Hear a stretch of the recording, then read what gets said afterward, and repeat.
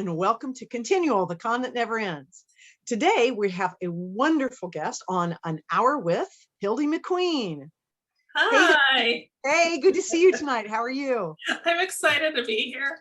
I have a little bit of a wheat tea here with my little Scotland mug. Excellent, excellent. Always good for someone who writes books set in Scotland. Yes, exactly. So, USA Today bestselling author Hildie McQueen, you write books, Scottish historicals, Scottish medievals, you've written a few Westerns, you have more than 60 books in print. Yes. You are quite prolific. How did you get your start? How'd you start? Well, as you know, the first book that I actually wrote, and I still remember, it was called, what was it called? Moon at the Lake or something. And I wrote it for my friends and I included them. I made them all heroines in it. So it was a book with 5 heroines and it was a very, I thought, silly story. So I had them read it and they all were so excited. They're like, oh my gosh, you can actually write. And I'm like, come on, you guys, I've always liked to write. But anyway, I just got my start, decided to visit Georgia romance writers and got bitten by the bug. I couldn't not write after that. So I started writing. Actually, my first genre was paranormal. Oh, really? Is that where you first sold? Yes, actually, my first book, it's called, now it's called Immortal Highlander. It's under my other pen name, Jeanne McQueen, but those were my first books that I wrote. Cool. It's one of the, but it's still set in Scotland. Well, Immortal Highlander, they are Highlanders. The actual series is set in Atlanta. It's they're more of an urban fantasy, but the first 2 heroes are Scots. Of course they are. Of course they are. What is it that draws you to Scotland? Why do you love Scotland so much? I think, well, it's funny because my maiden name is very rare. If you ever find somebody whose name is MC, capital T-E-R-E, they're probably related to me. There's not very many. And I, of course, growing up wanted to know where that name came from. Being that my dad was African-American, I think, because I don't know for sure. I figured he was either half mixed or something, but he was a gruff old man and he didn't care about talking about all that. So anyway, I did all the research and I've always wanted to know if it was a Irish last name, Welsh, or Scottish, McTair. So anyway, it was funny when I went to Scotland, there I was with 2 Scots at a pub and I told them, have you guys ever heard this last name? And they said, no. And I said, well, maybe it's Welsh. And they both spit on the ground at the same time. Never say Welsh. Apparently not popular. No, apparently not. But when I went to the Highland games and I was looking at all the banners and, they have a big clan name and then underneath it is the clans that fall under that clan. Yeah. I saw Clan Ross because I always thought it must have fallen under McIntyre, short for McIntyre, McTair. So I thought maybe that's where it came from. Well, I saw Clan Ross banner and they're listed under Clan Ross was McTair. How cool is that? And I was like, oh my gosh, that's where it comes from. So Scottish. And then when I did my DNA, I have some Scottish blood. That's so cool. But that was all Highland fans. Well, and is that what made you decide to start the incredibly cool historical series about Clan Ross? That's why I chose Clan Ross, correct? Because I found out I was a Ross about 3 or 4 years ago. Yeah. I always knew there was a little bit of Scottish, but I never knew what clan. Yeah, the whole rise of the DNA thing has been super fun to figure things out. It's been so interesting to find out all these. I always thought I was biracial. I thought, well, I'm half Black, half Mexican. I found out that I am like 1/3 a bunch of other things and only 1/3 Mexican and only 1/3 Black. And I'm like, okay, well, I guess I'm something else. I don't know what I am now. Mine was mostly right. But then about 2 months ago, everything changed because there was this big, huge DNA study done on the Vikings. Ooh. So they went through and did this study on Viking DNA and they rearranged everybody's DNA profiles on 23andMe. And turns out there's French in there. I knew there was a bunch of German and a bunch of English, mostly English and Irish and Scotch for me. And so now I have French in there too. I'm like, well, cool. Oh, that's kind of cool. Yeah. Yeah, I got Scottish, and during the big change, I got more European, and a couple of countries that I wasn't fully aware of, but mostly European. I thought Middle Eastern would be in there somewhere, and it wasn't, so I was surprised about that. Yeah. But the Scottish has always drawn you. So you started writing Clan Ross. Is Clan Ross, you sold first with the Morag, right? Right. Right. And so that obviously is always a big deal for those of us who started. What year was that? Beauty and the Highlander came out in 2015. So, and I think, yes, that was the first time I really started concentrating on Scotland as far as historical goes. And I fell in love with writing the historical portion, and it was interesting to me and easy to write Scotland, not only because I'm in love with that country, but also because the history from so much of that time is not known. So it leaves us to have creative minds, a lot of opening to kind of build our own stories of how things could have been. So that part was really neat. You know, before it was all in the medieval times, before all the, you know, the clan clashes and all the Bruce and all them people. Yeah. And all the Bonnie, Charlie, whoever they are. All those annoying royals. All those annoying royals. So tell me about Clan Ross and Clan Ross of the Hebrides. How many stories, and tell us a little bit about it. Okay, well, Clan Ross started out with a Heartless Laird, and I should have grabbed the books. I'm sorry, my dogs. Let me close the door. All right. I have a bunch of little yappy critters. Okay, so I have my show and tell here. So the story started out with this one, A Heartless Laird, and it is the story of Malcolm Ross and him taking over the clan. And what I started off this series with was a death of a laird, and I seem to like to kill dads. It's really sad. Stop killing their fathers, but so their dad died in a pretty tragic way, and so he took over the clan at a pretty young age. And then followed by his other two brothers. Other stories come after theirs. And it's all about these young men finding their way. In the middle of all this, because of the way their father died, clan war erupted. So they got in war with the MacLeods, who was one of the MacLeods who killed their dad. So it is stories of, you know, these heroes going through the pain of loss, battling the fear of the unknown and what's to come. You know, of course, even more death because of the battles and having to deal with their people and what their people paying the price of this, of what happened. So it was each story, kind of the overall arc is how people come through pain and through all these many ways of finding the right path for each of them. And along the way, of course, finding the love of their lives, because why not? Absolutely. Absolutely. So that was Clan Ross is 6 books, and they are all published through Dragonblade, which is an amazing publisher. So good to me.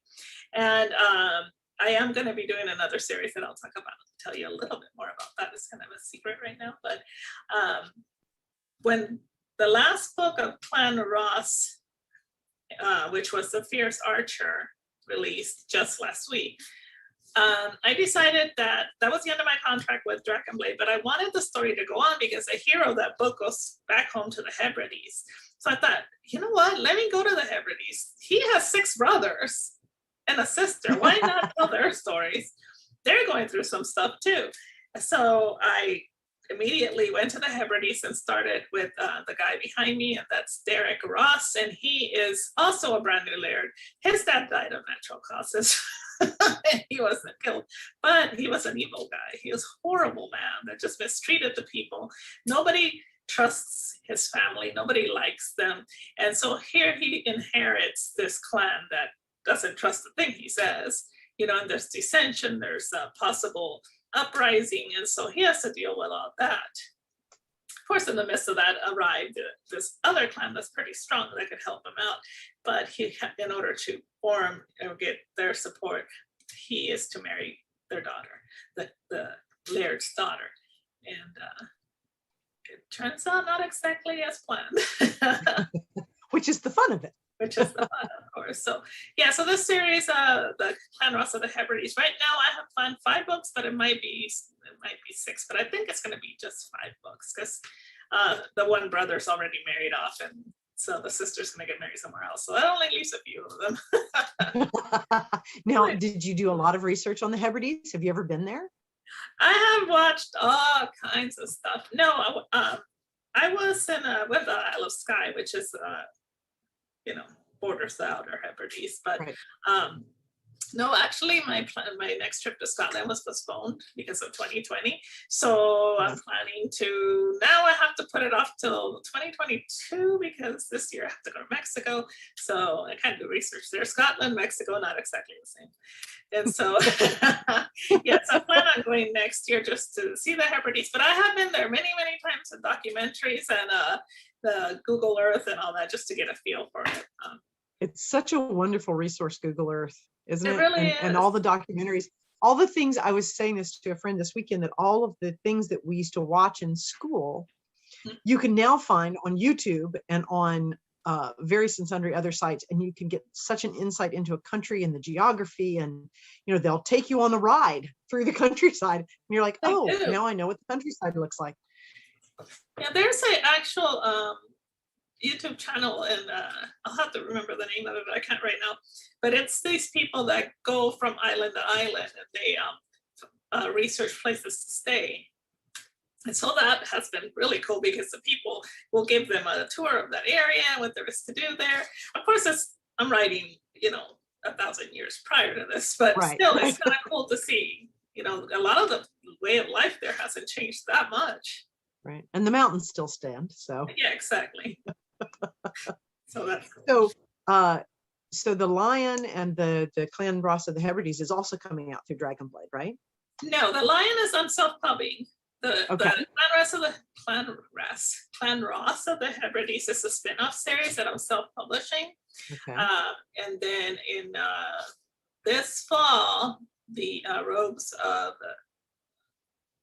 of Aldersgate. No, the Rogues of the Lowlands will be a new series that I will be doing with Dragonblade, and that's going to be so much fun because I get to integrate a little bit of Regency style England because they're down in the south of Scotland, bordering England. So it's going to be in the 1800s. So it's going to be so much fun. It's going to be so different for me.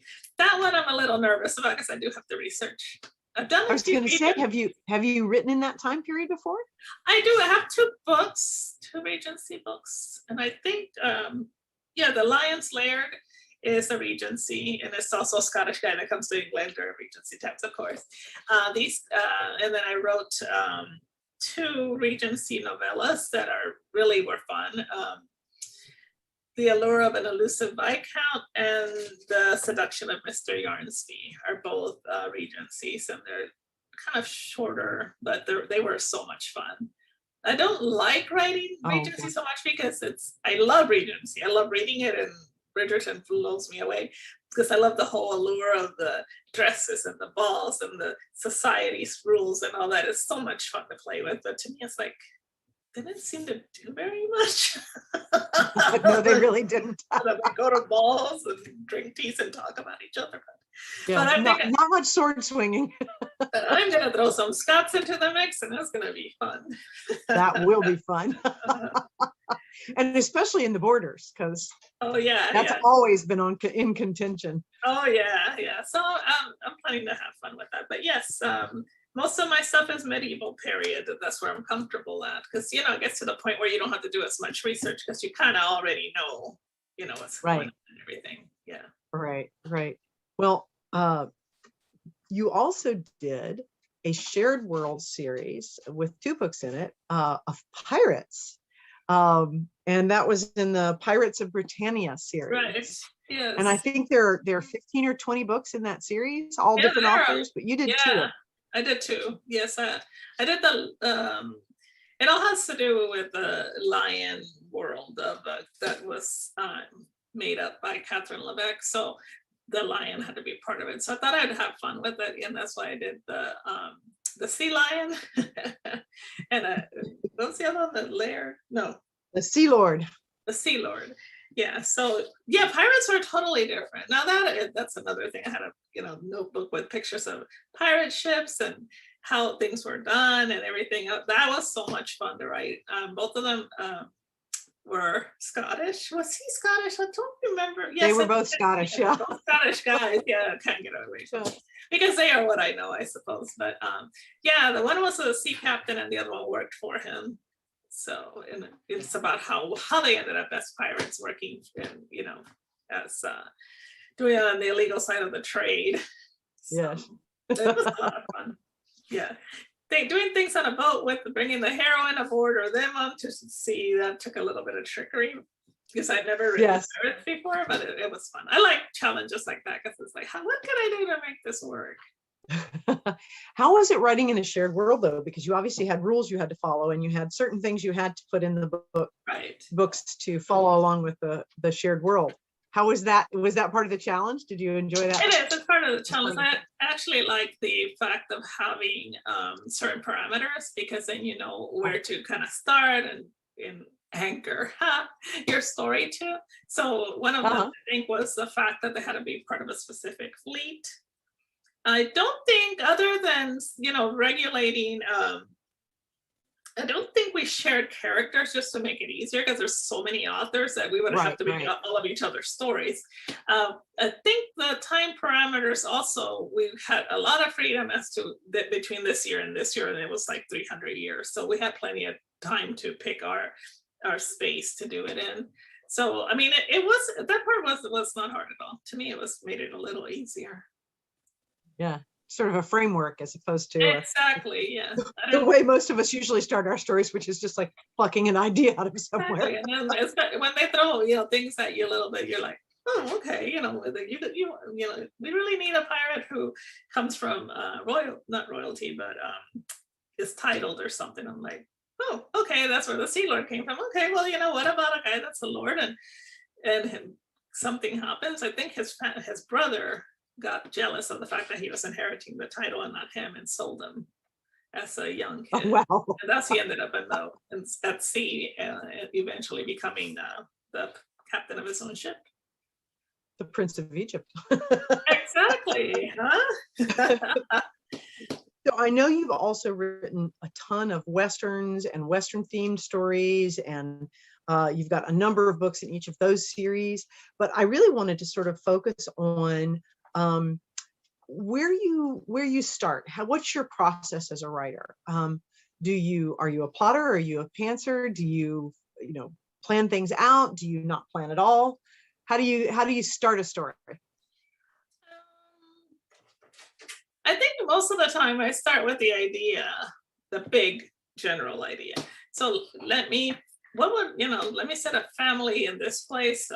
Like for Shades of Blue, I've made up a place. Well, this is a funny story. Alder Gulch, Montana. I decided, let me look up a town that was, very prosperous during the gold rush, and then it died out. So now nobody lives there. So that way I can just kind of make up a world that happened there.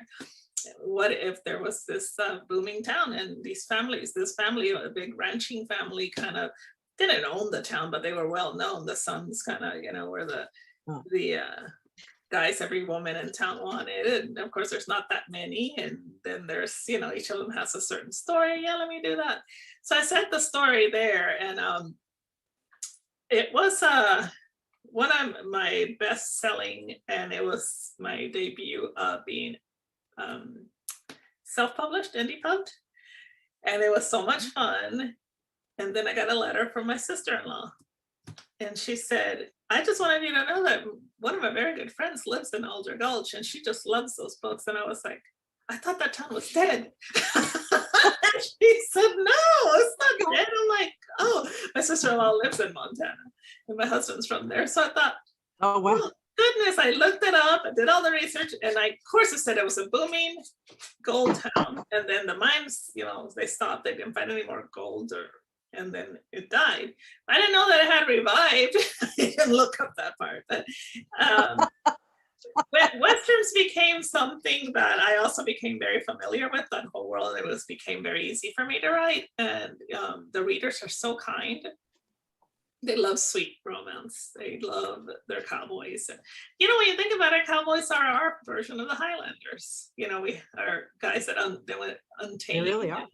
And, on horseback, untamed, and kind of, getting their land. And roguish.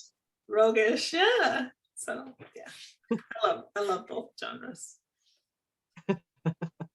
Well, what's your process for writing? Do you plot?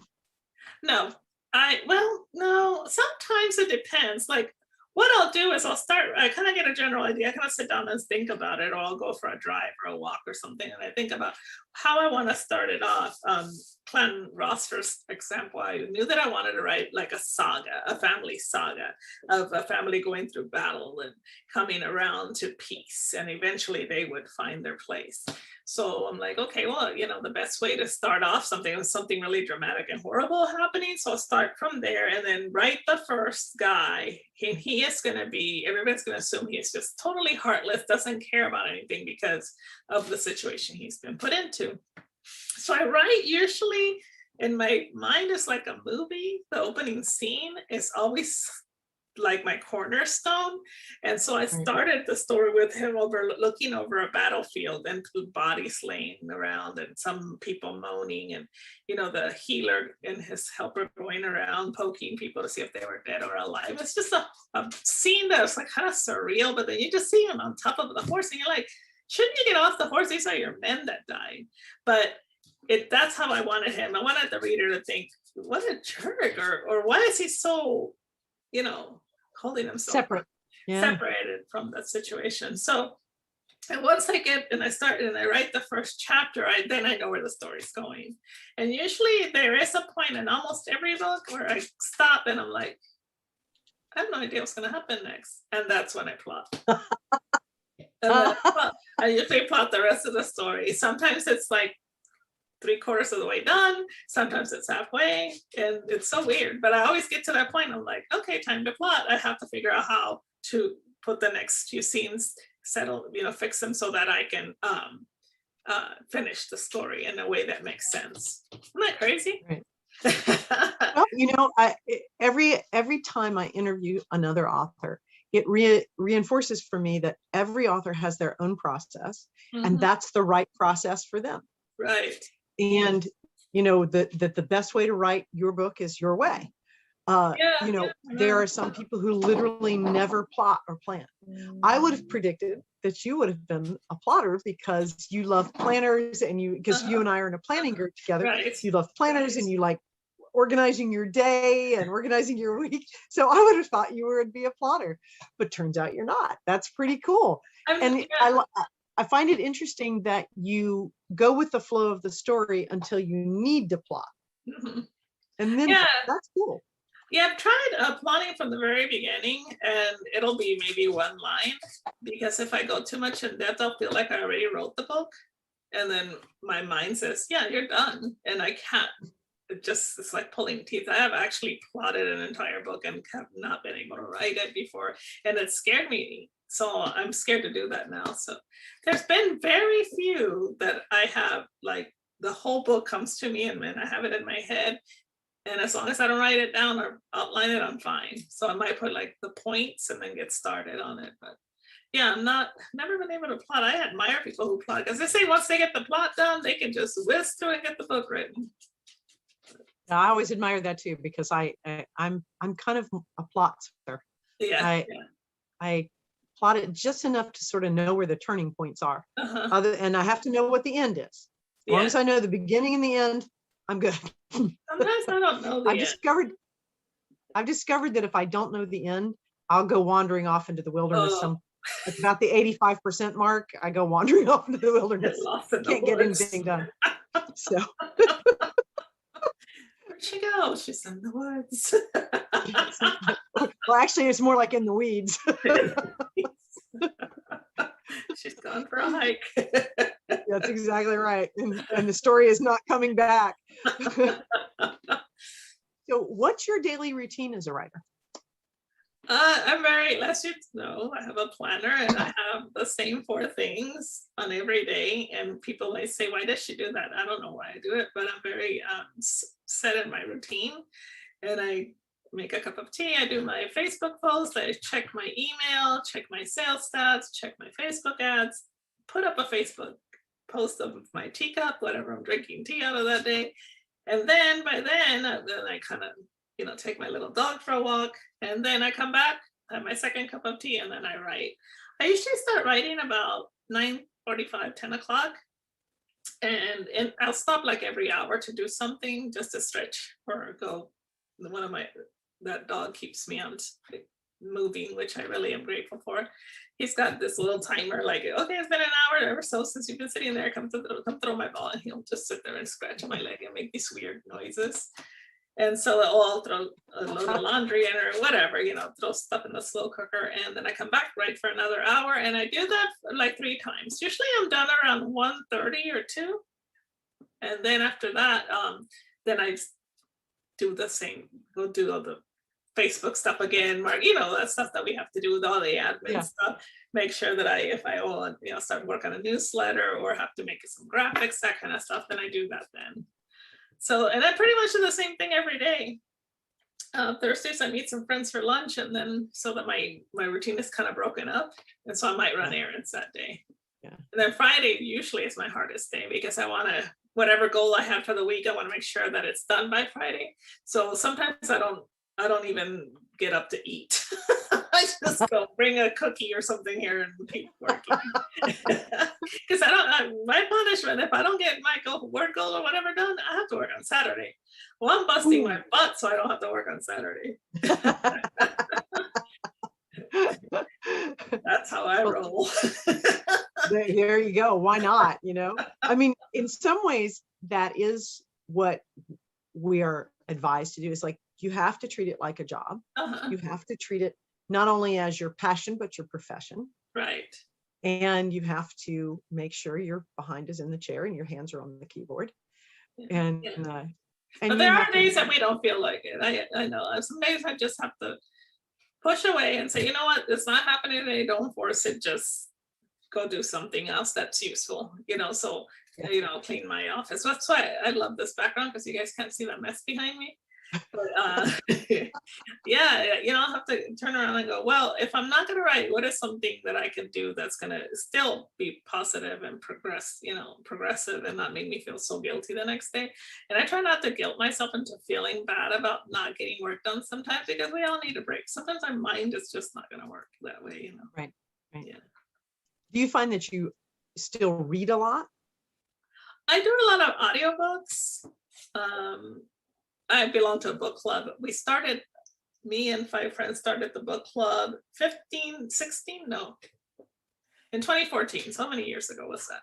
And we still have been meeting every single month for 16 years.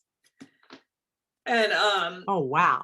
Yeah, we've never missed a month. No, I'm lying. At the beginning of the pandemic, we missed 2 months, and we met on Zoom. But other than that, never missed. And so whatever, if somebody picks a book, I do my best to read all of them. There's some I can't get through, but so every month I read at least one book. But yeah, I love reading. Just helps me feed my tank, because some writers are so good, and I just admire their style, and sometimes it'll be a totally different genre than what I write, but their style and their storytelling are just amazing. And so I love that. I love seeing everybody's style. Yeah. Now, do you find, I think most of us as writers find that being writers makes us read books differently. Mm-hmm. So that a lot of times you figure out the mystery before the mystery is revealed, or because that's the way our minds work too. But there are always some who say, we would be like, oh, what should I write next? Oh yeah, that's what they're doing. We're like, yeah. Is there any author that stumps you that you don't figure out before the reveal? If I'm reading suspense or mystery. What is his name? I just read a book called The Magpie Murders, and I couldn't figure it out. I was just Anthony Horowitz. But to be fair to me, the reason I didn't figure it out because it's a book inside a book. So the protagonist is trying to solve a mystery while she's reading a book about a mystery, and then you get into the book that she's reading and forget that you're in another book, and then he is so good about. I mean, I could never ever try to even write something like that. I couldn't figure out who did it, and then the hints were they're all along, and then he's the tease, and then he comes back and says, "Oh, did you figure it out? Because the hint is in the very first page," and you go back and read the very first page, and you're like, "Really?" Or the not the hint, but the answers in the very first page, like really. But yeah, so I know I could never figure his out. I guess pretty much one of his books, but I still no. He's really good. I love it when that happens, though. Yeah. So I'll have to try his work, because if he can fool you, he'll probably fool me too. I like it. Yeah, I like for you to tell me what I like.